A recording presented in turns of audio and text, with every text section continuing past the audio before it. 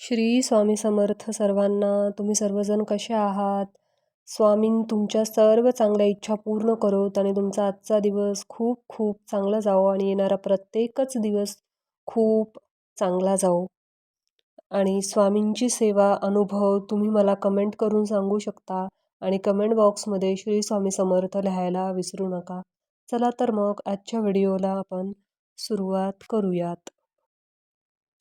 सुखी आनंदी जीवनासाठी गीतेतील हे 5 उपदेश अत्यंत उपयुक्त आहेत. आज आपण गीतेमध्ये कोणते 5 उपदेश सांगितलेले आहेत चांगल्या जीवनासाठी, सुखी जीवनासाठी ते आपण पाहणार आहोत. नेहमीच आपण स्वामी समर्थांचे उपाय, तोडगे करतो, पण आज आपण गीतेमधले उपदेश पाहूयात. नंबर 1, कर्म हाच अधिकार. 2, कोणाचाही द्वेष करू नका. 3, कर्म करणे अत्यावश्यक. नंबर 4, संयम आणि नियंत्रण आवश्यक. 5, श्रद्धा, सबुरी, विश्वास ठेवा.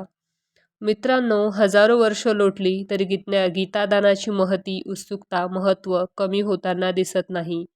कलियुगातही गीता तितकीच महत्त्वाची दिसून येते. सुखी आणि आनंदी जीवनासाठी नक्की गीता वाचावी. मित्रांनो, गीता वाचत जावी. तसे अर्जुनाची जागा नकळत आपण घेतो आणि आपल्याला सतवणाऱ्या बऱ्याच प्रश्नांवर भगवान श्रीकृष्ण मार्गदर्शन करत असतात.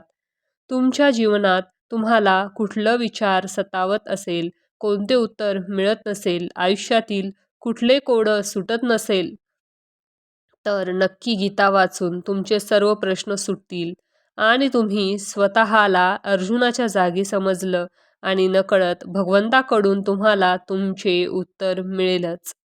आधी आपण देखील त्याच अर्जुनाप्रमाणे आपल्या कुरुक्षेत्रावर आपले अपेक्षित कर्तव्य, आपला लढा देणे पूर्ण उत्साहाने तयार होऊ. गीतेमध्ये काही उपदेश अत्यंत उपयुक्त असल्याचे म्हटले जाते. नेमके काय म्हटले गीतेत जाणून घेऊया. कर्म हाच अधिकार. तुझा अधिकार केवळ कर्म करण्याचा आहे, त्याच्या फळांवर नाही. म्हणून तुझा कर्म करण्याचा उद्देश फळप्राप्ती हा नको, पण कर्म न करण्यामध्येही तुझी आसक्ती नको. याचा अर्थ असा की मनुष्याने भविष्याची चिंता सोडून केवळ वर्तमानातील आपल्या कर्मावर लक्ष केंद्रित करावे. वर्तमानात मेहनत, परिश्रम घेतले तरच भविष्यात फलप्राप्ती होईल.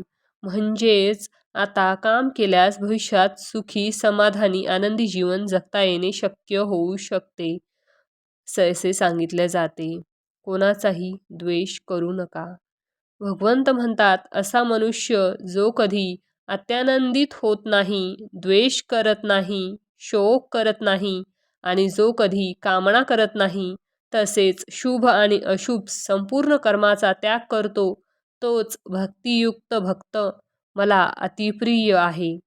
याचा अर्थ असा आहे की एखादे कार्य मनाप्रमाणे पार पाडल्यानंतर अति आनंदित होता कामा नये.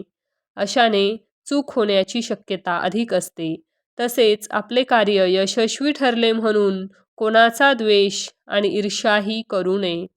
मानसिक शांतता आणि प्रसन्नता ठेवण्यास याचा उपयोग होऊ शकतो. कर्म करणे अत्यावश्यक. निसंदेह कोणताही मनुष्य कोणत्याही काळात कर्म केल्याशिवाय क्षणभरही राहू शकत नाही. कारण मनुष्य नैसर्गिक गुणामुळे कर्म करत राहण्यास बाध्य आहे. याचाच अर्थ असा की पृथ्वीवर जन्म घेतल्यानंतर मनुष्य कोणते ना कोणते कर्म करण्यासाठी बांधील आहे. प्रत्येक व्यक्तीचे काहीतरी वैशिष्ट्य, वेगळेपण असते. आपल्यातील प्रतिभा ओळखून कार्य करत राहणे उपयुक्त ठरते. आवडीच्या कामाचा आनंद मिळतो आणि यश व प्रगतीचे मार्ग प्रशस्तही होऊ शकतात. पर्यायाने सुख आणि आनंदाची अनुभूती मनुष्य घेऊ शकतो. नंबर 3, संयम आणि नियंत्रण आवश्यक. मनुष्य हा वारंवार इंद्रियावर नियंत्रण मिळवल्यासारखे भासवतो. मात्र मनातून तो त्यांचेच चिंतन करत असतो व त्याविषयी विचार करतो.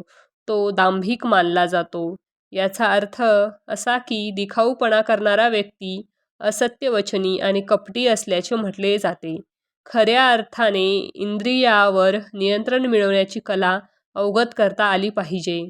इंद्रियांवर नियंत्रण म्हणजे अपेक्षा, आशा, इच्छा, आसक्ती यांच्यावर नियंत्रण मिळवणे होय. असे केल्याने समाधान, खऱ्या निखळ आनंदाची अनुभूती घेणे शक्य होऊ शकते. नंबर 4, श्रद्धा सबुरी विश्वास ठेवा.